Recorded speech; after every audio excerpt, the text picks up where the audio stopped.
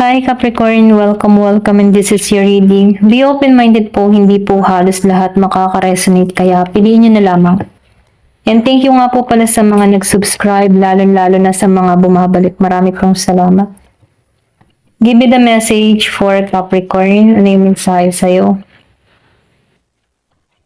Give me the message for Capricorn.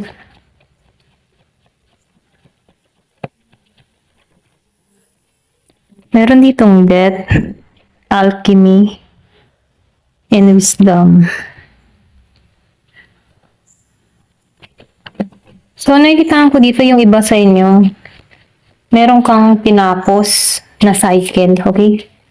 Handa ka na sa pagbabago dito, okay? So, meron dito akong nakikita na fresh start, renewal sa'yo, sarili, okay? Nakatuon ka sa iyong sarili. So, nakikitaan ko dito na yung iba nagkakaroon dito ng malawak na pangunawa, okay? Karunungan, okay? Nagiging kang matalino sa mga desisyon na ginagawa mo. Ayan. Growth. So, nakikitaan ko dito yung maturity, okay? So, nakikitaan ko rin dito na ikaw, nafe-feel ko dito yung paglago mo, okay? Paglawak ng iyong mga kaalaman, okay? Pwede rin sabihin sa mga nangyari sa nakaraan, mga experience na kinaharap mo.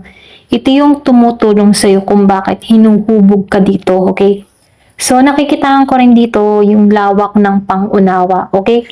So, ito yung nakikita ko, no? Meron akong nakikita dito. Yung iba sa inyo, nasa ibang bansa or pwede rin sabihin na meron ka ditong ginagawa na kung saan ito yung nagtulak sa'yo ng pagbabago, okay? Meron ditong nasa ibang bansa.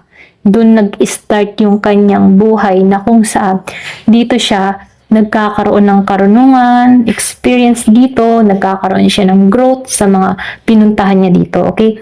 Yung iba naman sa inyo nagbabalak, nakikitaan ko dito yung healing na nangyayari. May pagbabalak ng ibang bansa. Yung iba naman ay hinihealing niya yung sarili niya.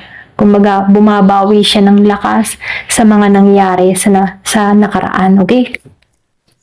Nakikitaan ko rin dito yung hope. So, transformation, meron ditong pagbabago na mangyayari. New beginning para sa'yo. Okay? Merong paglawak at paglago. Okay? Ito lang yung mensahe. So, panatilihin laging positibo. Ayan, okay?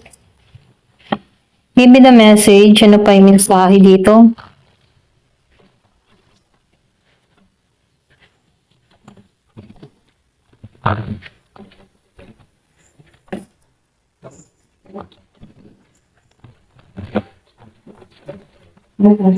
Give me the message.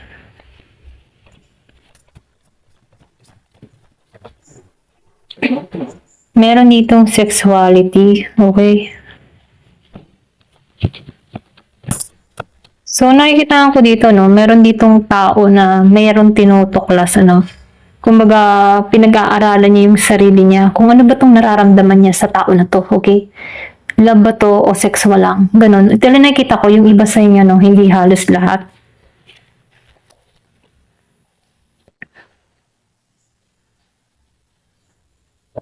So, nakikita ko rin dito, meron ditong karma. Okay? Alam mo yung karma kasi depende naman yung sa gawa. Ito lagi ko yung sinasabi, Pero ganun pa man, pwede rin sabihin yung iba sa inyo, nakakaroon ka dito ng kadiling na tao na pwedeng ginamit ka dito. Okay? Pero ganun pa man, isinawalang bahala mo na lamang to at hinayaan mo na yung karma para dito sa tao na to. Kasi nag-grow ka na nagkakaroon ka na ng pangunawa. Imbis na patulan tong ganitong klase ng emotion o klase ng tao na nakilala mo, hinayaan mo na lamang to. Ito lang nakikita ko, Pero ganun pa man, meron talaga sa iyo naghihintay na bagong simula. End of cycle, tapos na to. Tinanggal ka dito. Bagong simula, bagong paglago, bagong pag-unlad ang naghihintay sa iyo. Ito lang yung nakikita ko, Give me the message, ano pa yung mensahe? Love spell. So, yung iba naman sa inyo, nakikitaan ko dito. Meron dito, alam mo yung tipo na nilalove spell, okay? Kung ikaw yung tipo ng tao, no? Kung ikaw ay merong inalisan na tao or yung bang tipo na tinanggalan mo, okay? At hinahanap-hanap mo to. Parang miss na miss mo pero ayaw mo to before, parang ayaw mo dito. Or tinanggalan mo na to. Pero ngayon, hanap na hanap mo tong tao na to. Okay? Nakakaramdam ka dito ng sexual, okay? Energy. Kumbaga meron ditong sexual energy na nag-i-intention sa'yo. Love spell, kumbaga. Okay? So, ikaw dito, pwedeng malakas yung faith mo kasi meron kang karunungan dito, Kasi nakikita ko dito na matalino ka. So, tinifigure out mo kung ano ba tong nararamdaman ko. Normal ba to o hindi, okay? So, meron ditong love spell. Pero ganun pa man, nakikita ko dito may karma. May karma dito sa tao na nagla-love spell sa'yo, okay? So, nakikita ko dito na alam mo to. Give me the message. Kilala mo to. Pwedeng meron ka ng ginagawa, Pero nakikita ko dito matatapos to. End of cycle. Okay? So, someone else. Meron dito pumapagitna. Merong sumasabotahe. Okay? Kung meron kang kapartner dito, meron ditong sumabotahe sa inyo. Okay?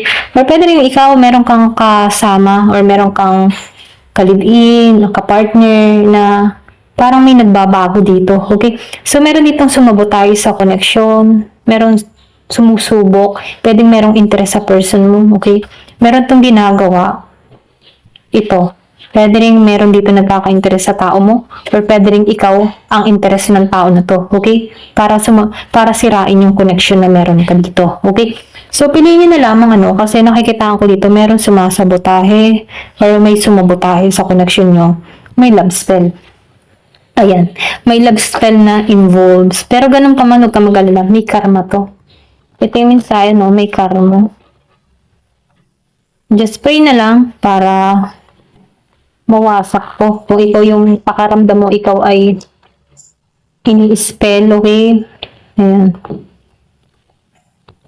Kung meron ditong nag-intention na gusto maghabol or hanap-hanapin siya dito. Ganun, okay? Pangit yung ganun kasi hindi normal. Yung controlling yung emotion. Hindi niya pinag-isipan yung balik, okay?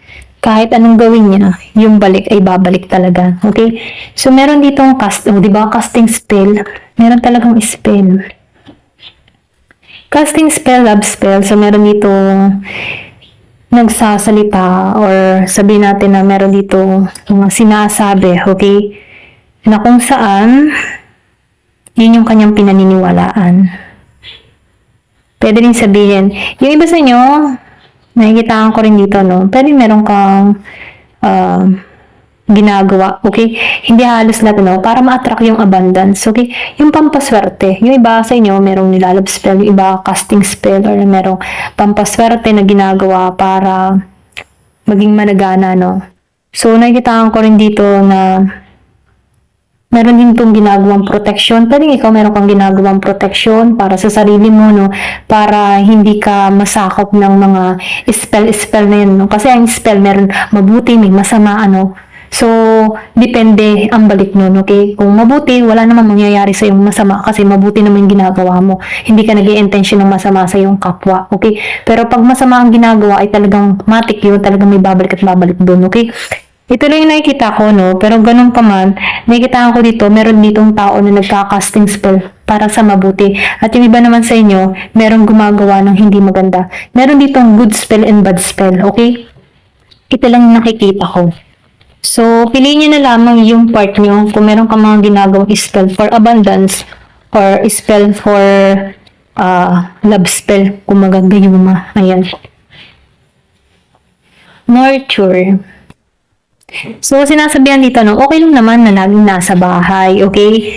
At piling nag-iisa. Pero ganun pa man, kung alam mo naman kung paano in-nurture yung sarili mo, deserve mo yun, Kumbaga, nasa sayo din kung paano mo pangangalagaan yung sarili mo, i-relax yung sarili mo, So, depende sa'yo kung paano mo in-nurture yung sarili mo. Or pwede sabihin mo kahit dito na alagaan mo yung sarili mo, okay? Give me the message, ano pa yung mensahe?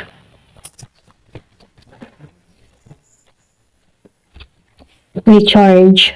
So, nakikita ko rin dito, meron ditong magic. Alam mo, magic ano? So, yung iba sa inyo, meron talagang ginagawang mahika, pampaswerte, para magkaroon ng milagro, pangyayari. So, nakikita ko dito yung konektado ka sa Earth. I mean, sa Earth ano? Kasi, Earth, marami ang energy. Kung baga nasasagap natin ang bawat energy ng tao, ng hayop, ng kalikasan, ano? Bawat lahat yan may energy. So, ngayon, nakikita ko dito, na nagre-recharge ka, no? Pag halimbawa, feeling mo stress ka, sobra ka nang nadidrain yung energy mo, pumunta ka sa kalikasan. Ito lang yung minumukay. Pumunta ka sa kalikasan, humawa ka sa puno, okay? Isa rin yung paraan para ma-recharge ka or umapa ka sa lupa, mga ganyan, ano? Kasi bawat nakikita dito ay may energy. So kung ikaw ay drain na, ito yung magandang minumukahi sa'yo, no? Umapa ka sa lupa, umipo ka sa puno, ayan. Para mag-refresh ka lang, ano? Para magkaroon ka ng positive lang. Para tanggalan naman yung mga negative energy, pakawalan mo to, okay? Pumunta ka sa dagat, i-release mo doon, or pwede rin sambitin mo sa kaisipan mo, or ibigkas ng dila mo na pinapakawalan ko na ang lahat ng negatibo na ibinabato sa akin. Mapapalitan to ng galak, tagumpay, abundance, tungo sa akin. Protection, okay? So, kung magre-release ka ng mga ganyan, punta ka ng dagat. Pag magre-recharge ka naman, punta ka ng kalikasan. Tulad ng yan. Sinabi ko na nga, sa puno, mga ganyan. Halaman, okay? Kasi nakakatanggal din yun ng stress, okay? Pero yung mensahe sa'yo, ayan, thank you for watching. Love and peace.